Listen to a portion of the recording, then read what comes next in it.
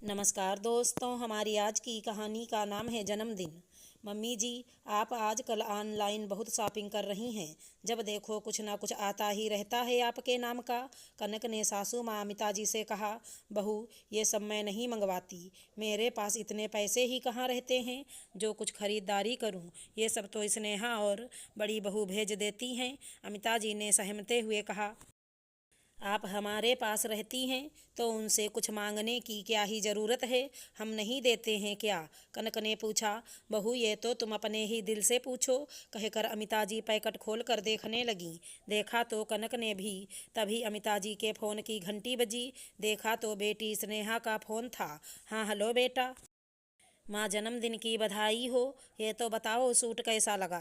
आज तुम्हारा जन्मदिन है ना, इसको ही पहन लेना। और हाँ, पहली बार छोटे बेटे के साथ हो। ये तो बताओ क्या क्या तैयारी चल रही है वहाँ? स्नेहा चहकते हुए पूछी।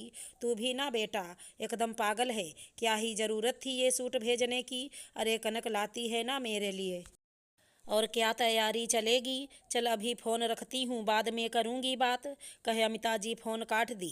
कनक को कुछ समझ नहीं आया किस तैयारी की बात कर रही हैं। फिर कुछ सोचते हुए वो अपने कमरे में जाकर स्नेहा को फ़ोन लगा दी। दीदी आप किस तैयारी की बात कर रही थी?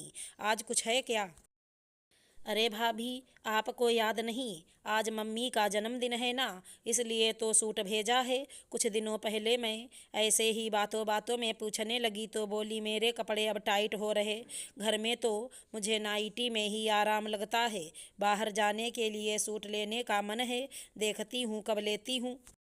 बस माँ के लिए मैंने भेज दिया। बताओ ना क्या तैयारी कर रही हो? स्नेहा चहकते हुए पूछी। मुझे तो याद भी नहीं था, ना आपके भाई ने कुछ बताया। चलिए अब आपने बता दिया तो तैयारी कर लेती हूँ, कनक ने कहा। अमिता जी कमरे में आंखें बंद कर लेटी हुई थी। उन्हें सुबह से थोड़ा बुरा लग रहा था कि ना बेटा ना बहू किसी ने जन्मदिन की बधाई नहीं दी। ऊपर से तोहफा देखकर कनक कैसे बोलने लगी।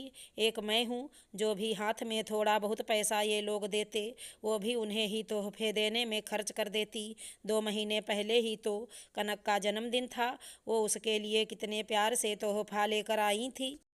कनक भी देखकर खुश हो गई थी। क्या सास का फर्ज बस बहू को ही देते रहना है, कभी कुछ लाकर तो देती नहीं है। उस दिन बड़ी बहू से बात करते वक्त न जाने नाइटी कैसे फट गई। वो देखते ही बोली, मम्मी जी आपकी सब नाइटी पुरानी लगने लगी हैं, कभी कनक बाजार जाएगी तो नया मंगवा लीजिएगा। अमिता जी ने 1-2 बार कहा भी, पर कनक भूल गई कहकर कभी लाई ही नहीं। तब बड़ी बहू ने ही ऑनलाइन भेज दिया था। न जाने ये सब सोचते सोचते कब अमिता जी की आंख लग गई। मम्मी जी उठिए, शाम हो गया है, लीजिए चाय पी लीजिए, कहते हुए कनक अमिता जी को उठाने आई। चाय के साथ वो एक तोहफा भी लेकर आई। जन्मदिन की ढेर सारी बधाई मम्मी जी, सॉरी मुझे याद ही नहीं रहा, कहते हुए वो अमिता जी को तोहफा पकड़ा दी। अमिता जी तोहफा एक किनारे रखकर बोली, बहू इन सब की कोई ज़रूरत नहीं है और तुम्हें सॉरी बोलने की भी ज़रूरत नहीं है। बस ज़रूरत है तो इतना समझने की कि जब मैं यहाँ पर हूँ तो भी तुम्हें मेरे लिए सोचने का वक्त नहीं मिलता। कुछ लाने को कहूँ तो नहीं ला कर देती हो, पर वहीं पर तुम अपने मायके कितना कुछ ऑनलाइन भेजती रहती हो। कमाता मेरा बेटा है, पैसे लाकर सब तुम्हारे हाथ में रख देता। ये बोलते हुए कि घर के लिए और मम्मी को जो भी ज़रूरत हो इसमें से ले आना, पर तुम कभी नहीं लेकर आई। साथ तुम्हारे रहती हूँ पर जरा सा फ़ोन पर बीमार देखकर बड़ी बहू और बेटी समझ जाते, वो फटाफट ऑनलाइन सामान भिजवा देते। पर तुमसे नहीं होता। मुझे कोई तोहफा ही देना चाहती हो तो बस इतना करना। दूर बैठी माँ की जितनी फिक्र करती हो, थोड़ी यहाँ साथ रहती सास की भी कर लिया करना। कनक चुपचाप सुन रही थी। जानती थी वो गलती कर रही है, क्योंकि पति काम की अधिकता में व्यस्त रहने के कारण पत्नी पर भरोसा कर सब जिम्मेदारी उसे सौंप रखा था। पर वो तो अपने मायके वालों के लिए ज़्यादा परेशान रहती थी। अमिता जी भी कभी बेटे से कुछ कहती नहीं थी। वो सुबह जल्दी निकल जाता, रात 10 बजे आता, माँ को समय ही नहीं दे पाता था। ऐसे में अमिता जी की उम्मीद बहू से रहती, पर वो अपने में मगन। आगे से ऐसा नहीं होगा मम्मी जी, मुझे माफ़ कर दीजिए। आपने स्नेहा दी से भी कुछ नहीं कहा और बात संभाल ली थी।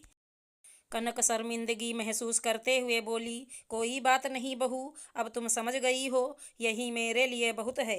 अमिता जी उसके सिर पर प्यार से हाथ फेरते हुए बोली, एक बार तोहफा खोल कर तो देखिए ना मम्मी जी। कनक ने आग्रह किया। अमिता जी ने जब पैकेट खोला आश्चर्य से भर गईं।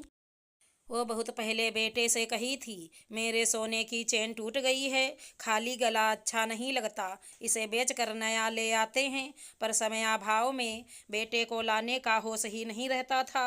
बस कनक को आज मौका मिल गया तो वो सास के लिए चेन ले आई। चलो बेटा नहीं बहू ही सही, मेरी बात मान तो ली। कहते हुए अमिता जी हंस दी। पहन लीजिए मम्मी जी, बहुत दिनों से आपका गला सूना पड़ा था। कहते हुए कनक ने खुद ही सासू माँ को चेन पहना दी। अगर हमारी कहानी पसंद आई हो तो चैनल को लाइक शेयर सब्सक्राइब करें। राधे राधे दोस्तों।